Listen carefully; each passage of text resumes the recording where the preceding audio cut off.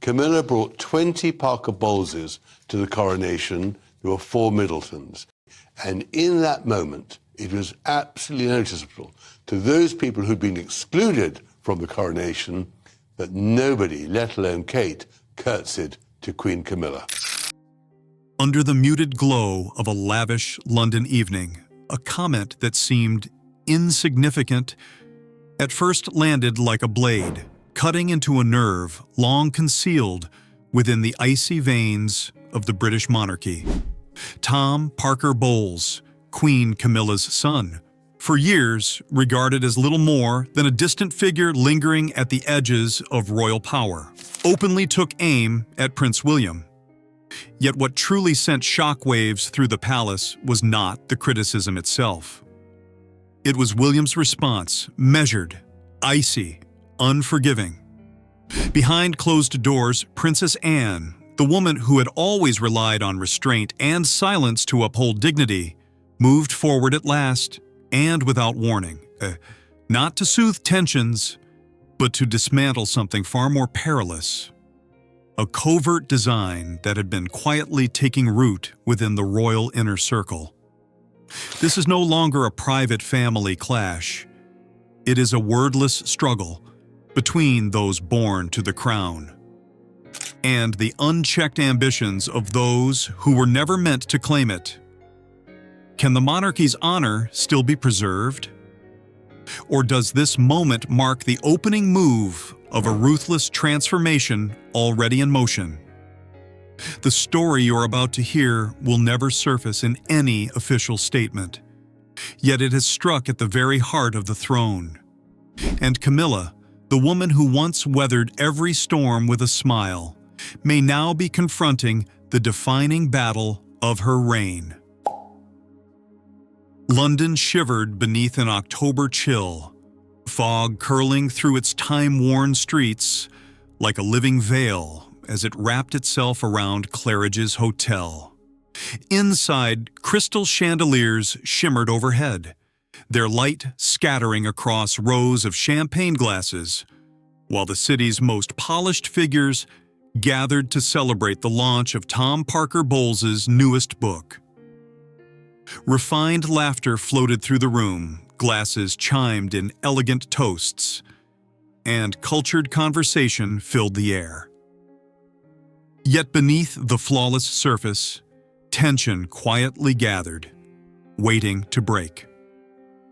Princess Anne attended the evening not out of interest in gastronomy or loyalty to Tom, but as the monarchy's vigilant sentinel, ever alert to anything that might threaten its integrity. Queen Camilla, poised and deliberate, had extended the invitation herself, subtly implying that Tom belonged within the royal fold. Anne recognized the message immediately and saw through it without hesitation. At the podium, Tom Parker Bowles stood confidently, his impeccably tailored suit reinforcing his self-assured presence as his sharp gaze swept across the audience.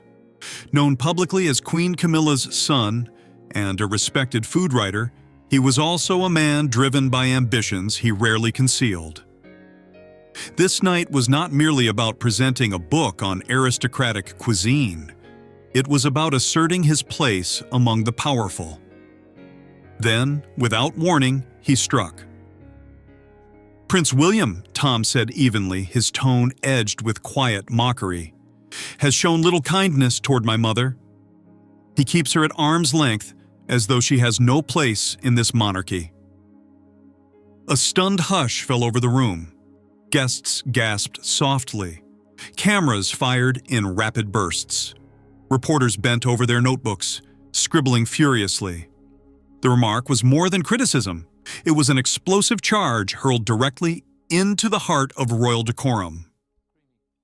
In the VIP section, Princess Anne remained utterly still. Her back was straight, her hands firmly clasped atop her dark green silk dress.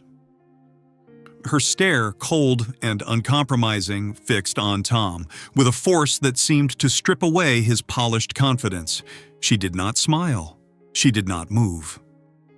Even when applause followed the speech, Anne stayed frozen, unmoved by the display. Her longtime aide, a middle-aged woman with visible unease, leaned close and murmured, "Your Highness, what do you think of what he said?" Anne inclined her head slightly.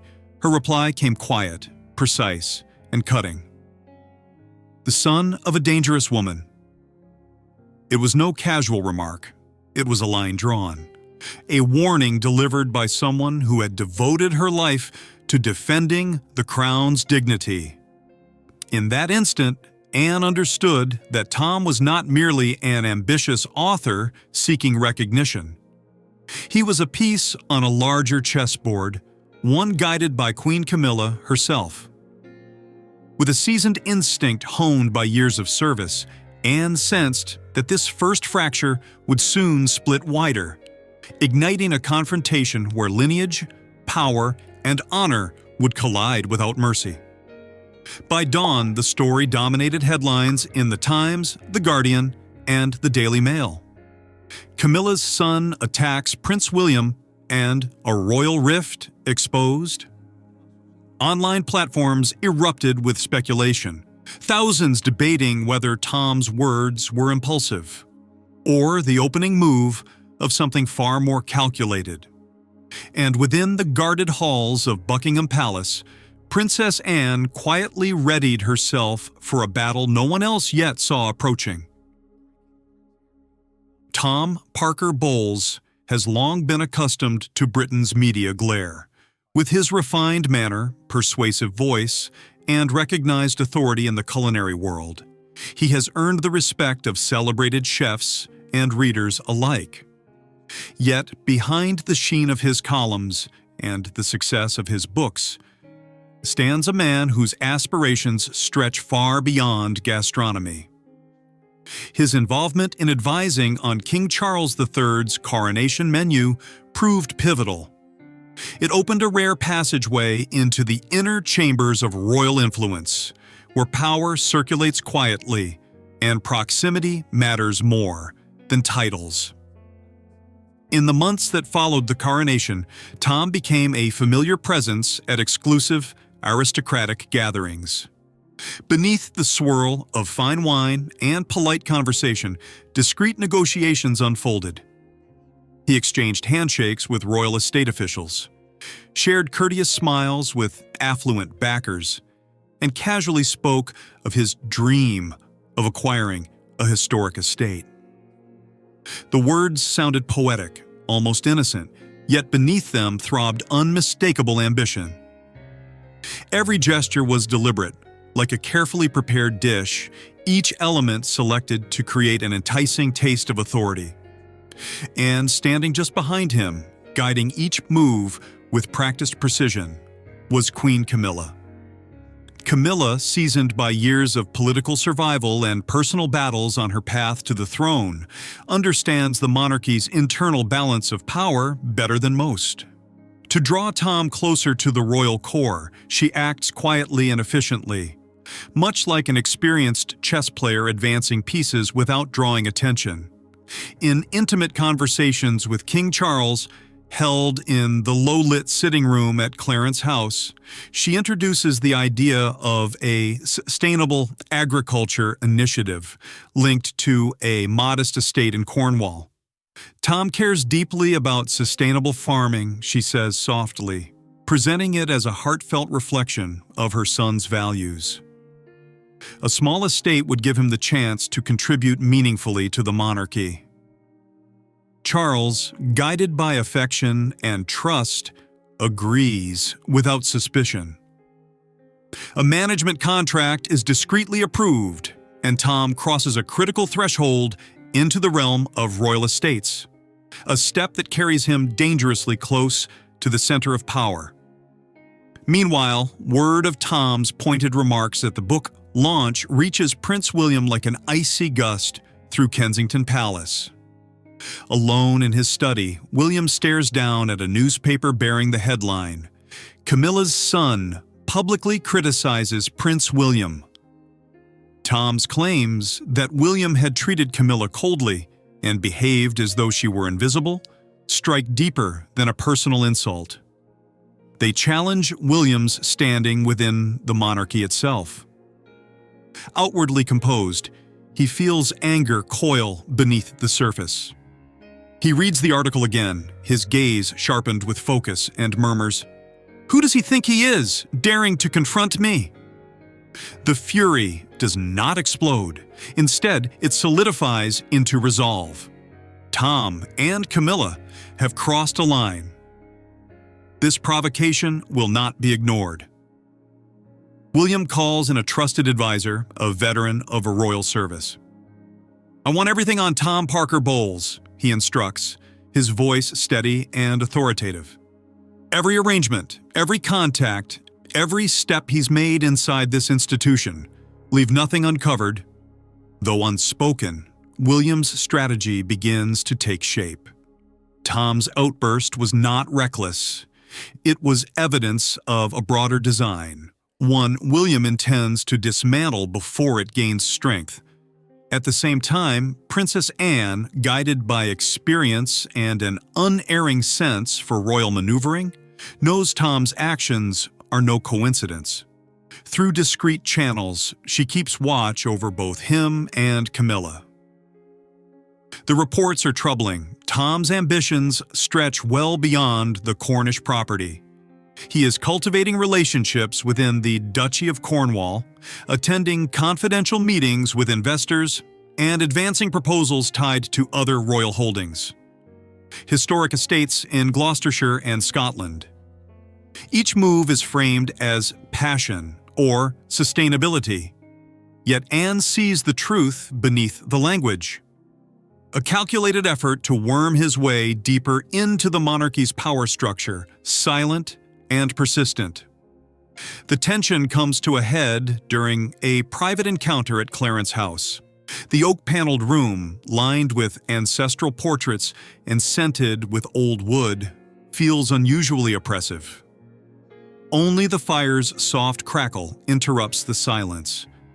Anne enters with commanding presence, carrying a thick dossier detailing Tom's growing privileges, estate oversight, discreet funding, and his expanding targets.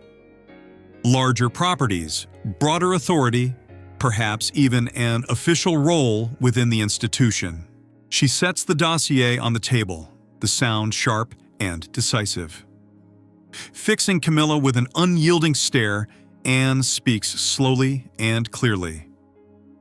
"You've invited your son to the feast, Camilla, but this table belongs to the crown, not to family indulgence." Camilla answers with a tight smile and no words, her eyes flashing with quiet resistance, as if daring Anne to press further. Anne does not hesitate. She turns and leaves, abandoning Camilla with the documents, and with a challenge hanging in the air. Within Anne, determination ignites. She understands that Camilla is a formidable adversary, and Tom merely one piece of a larger design. This conflict goes far beyond estates or speeches. It is about lineage, honor, and protecting the monarchy from ambitions that threaten its foundation. Anne knows she cannot fight alone. The ally she needs is Prince William, still smarting from Tom's public affront. William's restrained fury and unwavering resolve make him ready to stand beside her. Their meeting at Sandringham just days later will signal a decisive shift. A quiet pact forged to wage a relentless battle behind palace walls.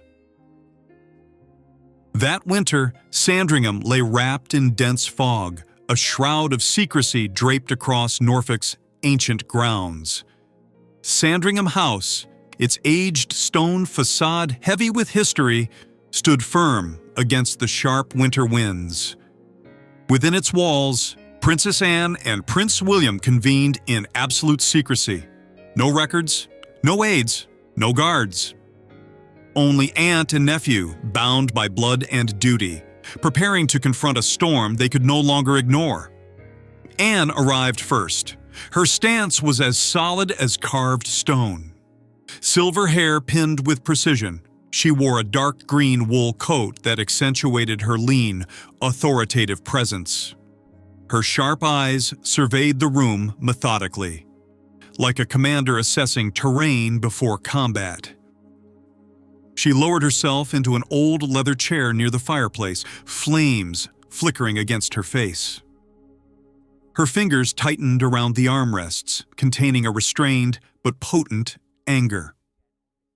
William entered moments later, his movements quiet, yet assured. Though dressed simply in a gray suit, the bearing of a future king clung unmistakably to him. He inclined his head to his aunt, calm on the surface, though a flicker of tension stirred beneath. He had weathered palace upheavals before, but Anne's urgent request carried a weight unlike any other. This was no familial exchange, it was a strategic council, stripped of ceremony. Anne did not indulge in small talk. Her voice, controlled and sharpened by decades within the institution, sliced cleanly through the silence. "Camilla is playing a perilous game, William," she said, her hands clasped tightly, eyes locked on his. "She works through quiet influence, private dinners, murmured conversations, agreements signed out of sight, to force Tom Parker Bowles closer to power, not by right of blood or title, but through calculated maneuvering. She wants him embedded in the monarchy, and Charles, exhausted and vulnerable, is allowing it." Her words struck with relentless force, tearing through the polished illusion Camilla had so carefully maintained. Anne pressed on, unwavering. "I know what she's doing. Tom isn't content with a Cornish estate. He's pushing into the Duchy of Cornwall, attending confidential meetings, setting his sights on greater holdings. Camilla directs it all, pulling the strings. If we hesitate, everything your grandmother, Queen Elizabeth II, protected will slip into the hands of those who were never meant to inherit it." William absorbed every word, his expression composed, even as his hands curled into fists out of sight. He had never underestimated Camilla's ambition or her aptitude for influence, but Anne's blunt assessment exposed the danger at the monarchy's core. Anger burned within him, not solely over Tom's public provocation, but over the threat to the legacy he was sworn to defend.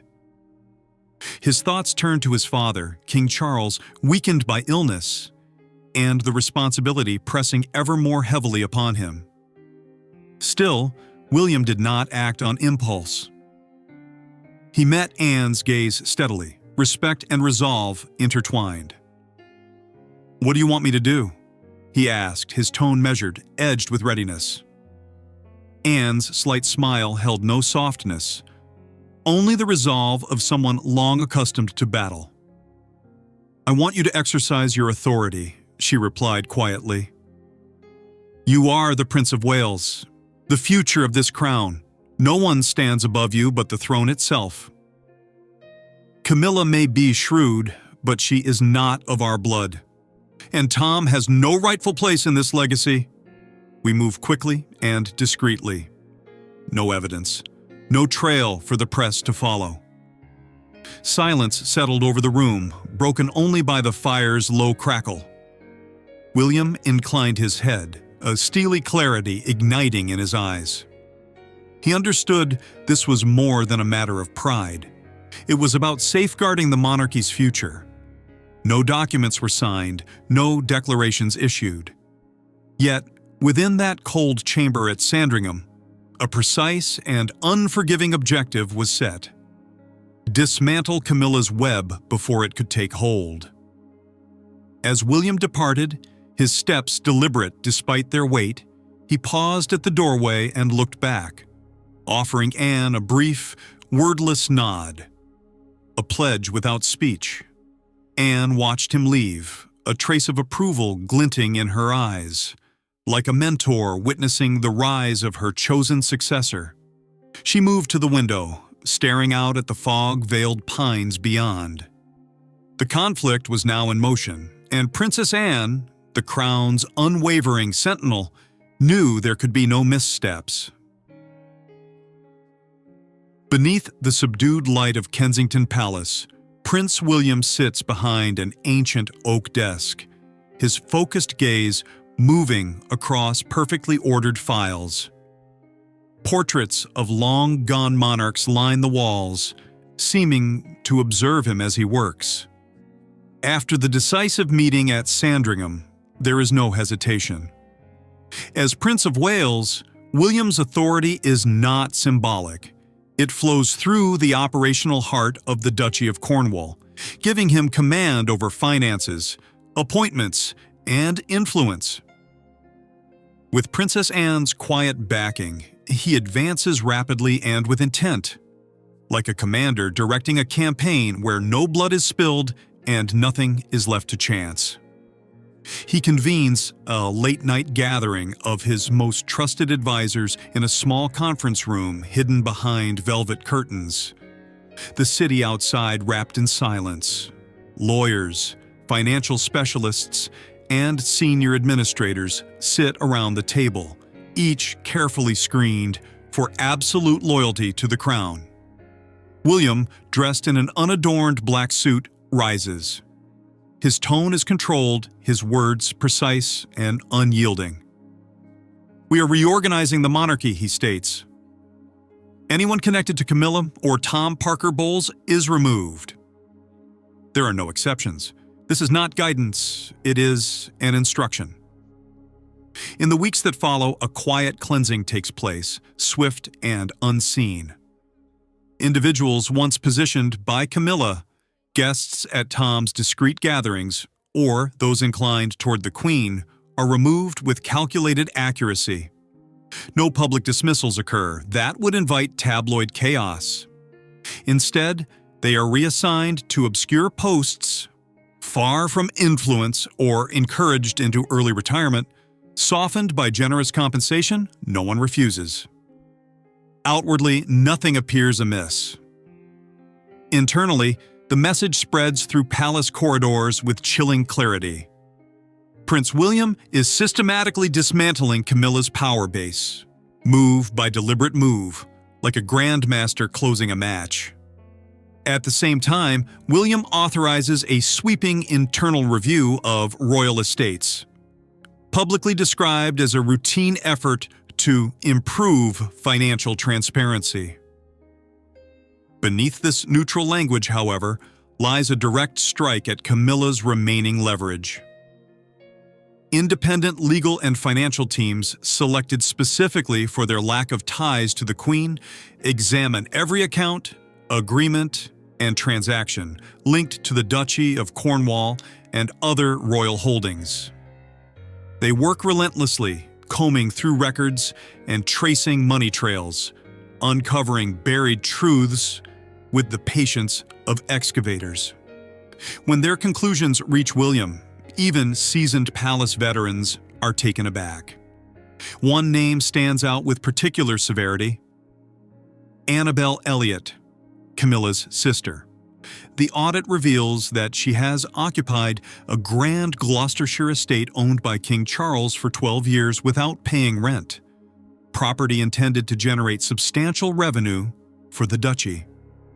Worse still, she has received a token salary for 18 years under the title Chief of Interior Design, a role impressive in name but hollow in substance.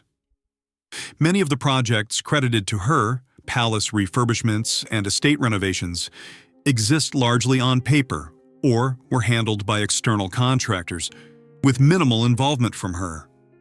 The total sums directed through these arrangements amount to millions. A figure that leaves William unable to remain seated. Back in his study, the lamplight flickering against the walls, William studies the report, his grip tightening until his knuckles pale. His usual restraint fractures into controlled fury. "This stops now," he says quietly, the words heavy with finality. That same night, he summons his legal team and issues a brief, uncompromising directive. Annabelle Elliott's contract is terminated indefinitely, and she is to vacate the estate at once. There will be no discussion, no appeal. When the notice reaches Annabelle, she is sitting in the estate's lavish drawing room, surrounded by Persian carpets and antique artwork. Her phone vibrates. Moments later, her voice, shaking with panic and outrage, fills the line as she calls Camilla. "They're throwing me out!" she cries. "William didn't even let me explain." Camilla, wounded by her sister's collapse, can offer no defense. William has already sealed the field, ensuring no one within the royal inner circle dares speak in Annabelle's favor. The allies Camilla once relied upon are either too frightened or already neutralized by Anne's quiet influence. This purge is more than retribution. It is a warning. Every removal, every exposure sends a clear signal to Camilla and those aligned with her. The age of concealed maneuvering is finished. Each action, from stripping her advisors of power to revealing Annabelle's misuse of privilege, is carried out with the cold precision of an heir, asserting control. Yet within the palace's shadows, Camilla is not a woman who yields easily. The conflict has only begun, and it promises to grow harsher. William, supported by Anne, has fired the opening shot. But both know Camilla will not allow the war to end here. Within the private rooms of Clarence House, the light from an antique chandelier throws stark shadows across Camilla's face, now marked by strain and fury. News of Annabelle Elliott's downfall, evicted from a royal property and dismissed within 48 hours, lands like a physical blow. Camilla, long confident in her ability to bend circumstances to her will, feels the foundations of her influence begin to quake. Still, surrender is not in her nature. Though anger surges beneath the surface, she understands that an open confrontation with William and Anne would destroy the flawless public image she has spent decades cultivating. Instead, she chooses a quieter path. On a bleak morning, Camilla enters King Charles III's study. He sits at his desk, visibly weakened by ongoing medical treatment, exhaustion etched into his features.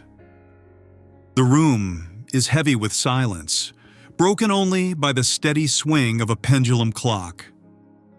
Speaking softly, yet with careful intent, Camilla appeals to his emotions. "Charles, I don't understand why William is behaving like this," she says, sadness carefully woven into her tone. "Annabelle only wanted to serve the monarchy. This is terribly unfair. Could you speak to him?" Charles exhales slowly, his eyes dulled by fatigue. "Let William deal with it, Camilla," he replies faintly.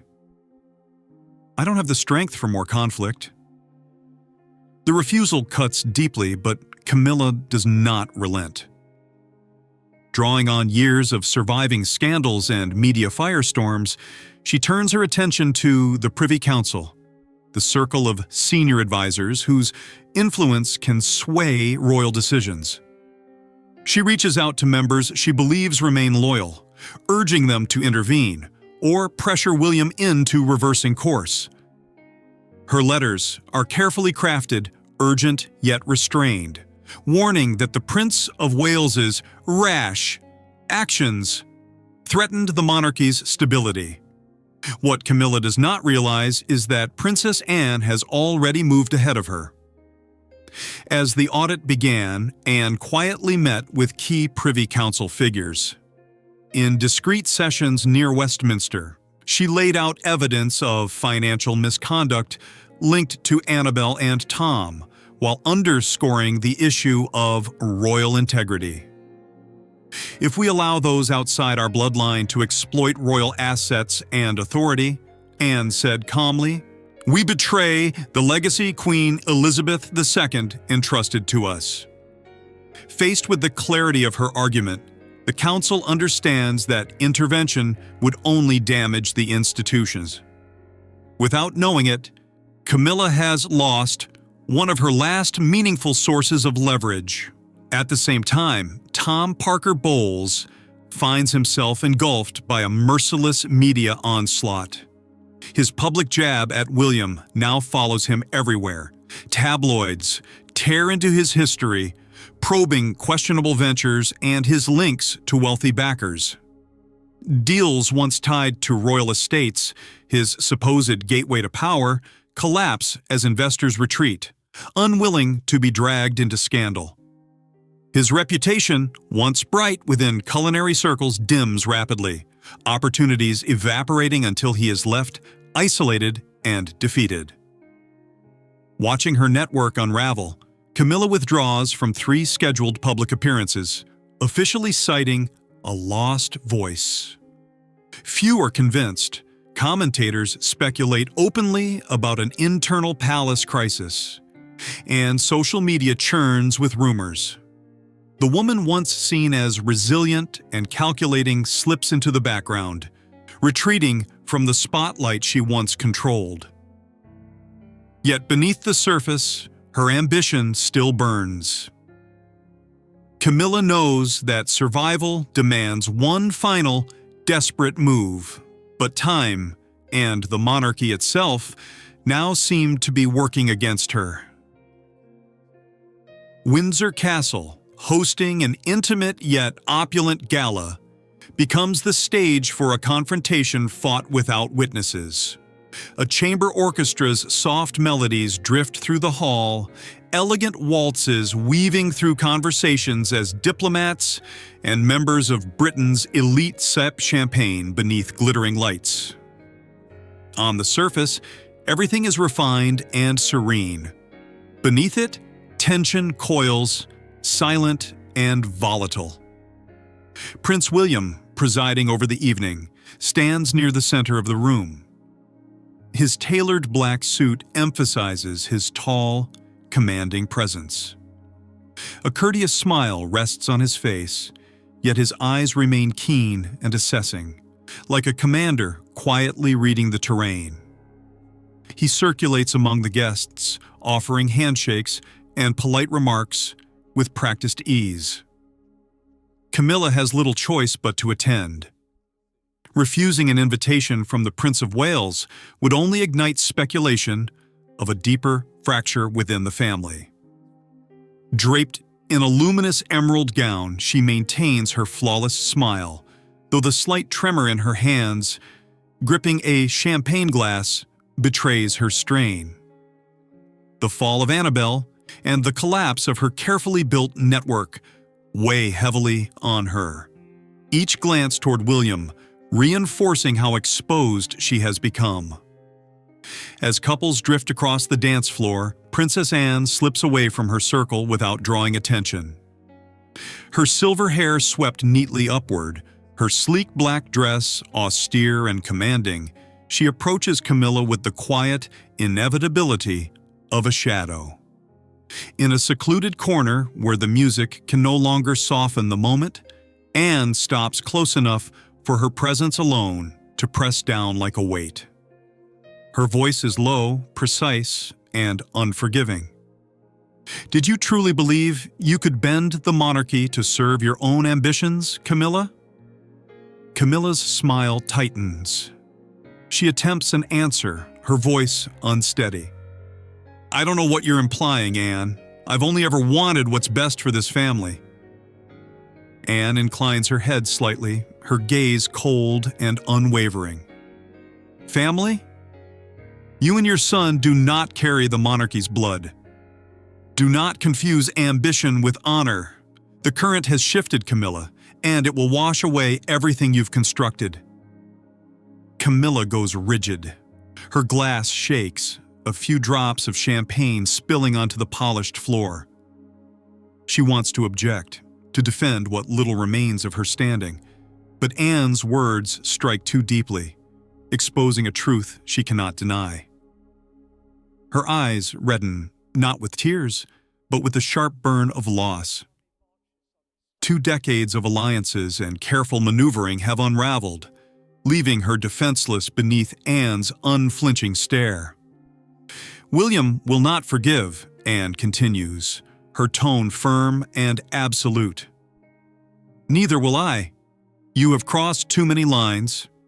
End this now, before you finish destroying yourself. Camilla parts her lips, but nothing comes. Her silence becomes its own admission, a humiliation too profound to voice. Anne does not wait for a reply. She turns and slips back into the crowd, resuming her place as though the exchange never occurred. Camilla remains alone, the weight of the champagne glass heavy in her hand, her practiced smile broken beyond repair. Around her, guests laugh and dance, unaware of the warning just delivered, a warning never announced, yet powerful enough to shake the foundations of the crown.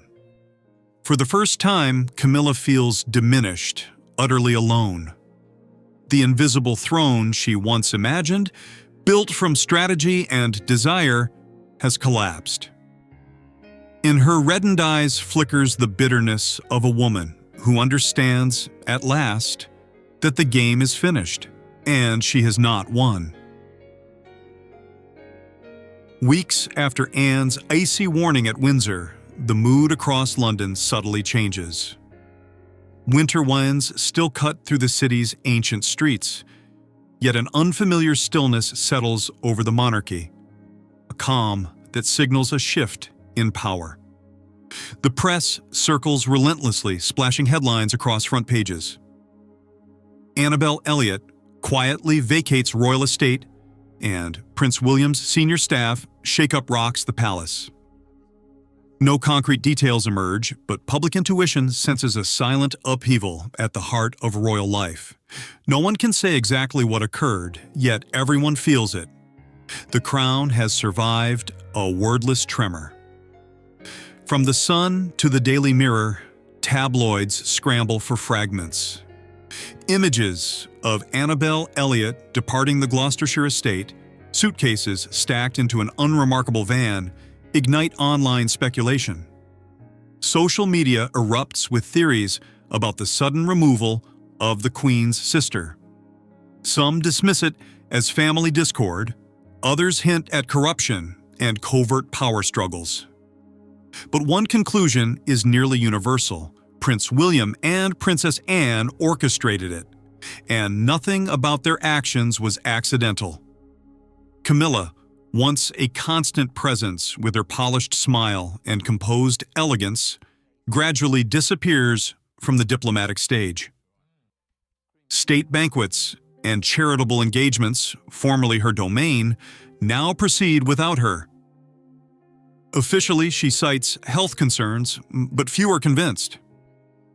Quiet conversations among the elite suggest a harsher truth.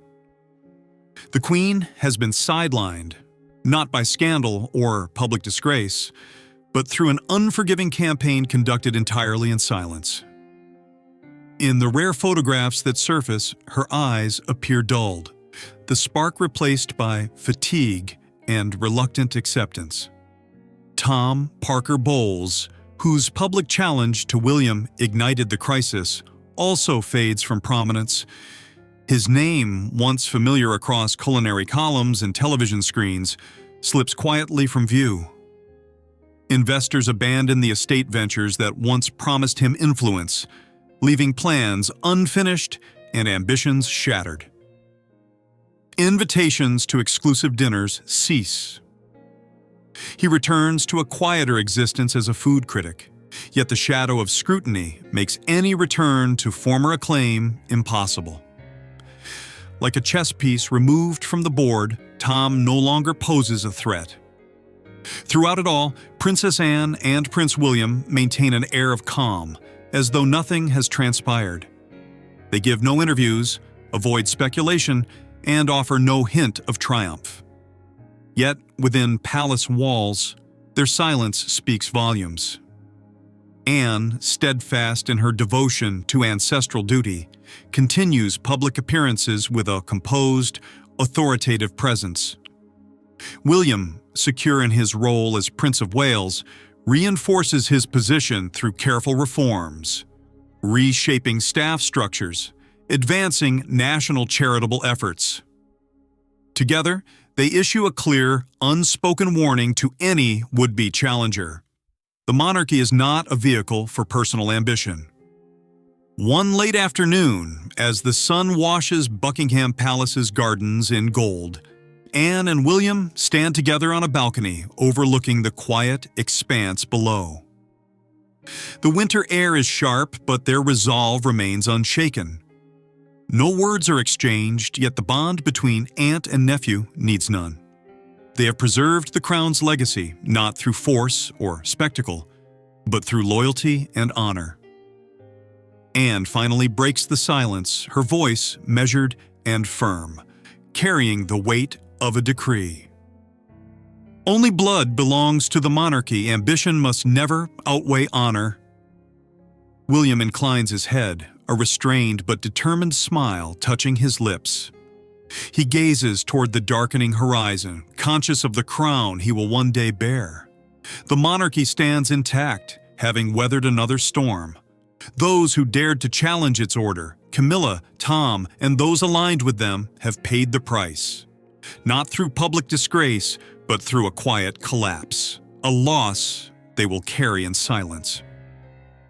As dusk gives way to night and London's sky fades to black, Anne and William turn back inside, leaving the tranquil gardens behind. Yet in the stillness, a single truth resonates. The monarchy endures, and its guardians will never surrender. Are you taken aback by the quiet ferocity of Anne and William's alliance in their unseen struggle against Camilla's ambitions? How do you view their defense of the crown? And what other secrets might still be hidden behind the palace curtain? Share your thoughts with us in the comments section.